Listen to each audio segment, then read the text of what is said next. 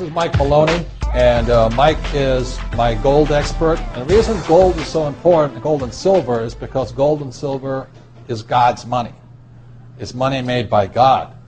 And then in 1971, the U.S. government, under President Nixon, took God's money and turned it into man-made money. Never in the history of the world, this is the thing, never in the history of the world has this ever happened.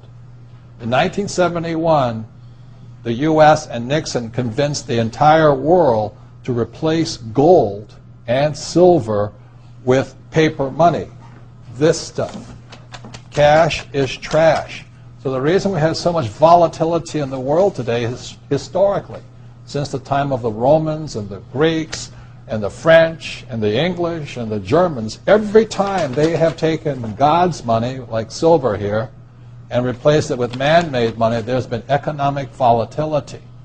Now the problem is, so the dollar is going to keep dropping. So one of the reasons I can predict what's going to happen is I can predict the dollar will keep dropping simply because the U.S. government and now the euro, the European central banks, are printing so much of this trash.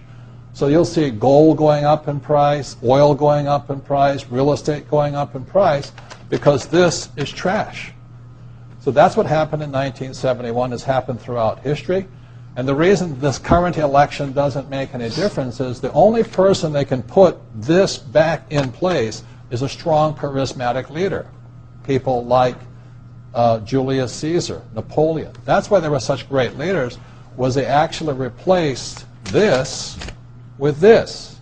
Unfortunately, we do not have that person among the candidates. I know Ron Paul, philosophically, I agree with him as closely as possible, but unfortunately I don't think Ron Paul has the chutzpah, as my Jewish friends would say, to change this whole thing. So there will be more this printed than ever before, which means the dollar keeps coming down and other things keep going up. And that's really what's going to happen.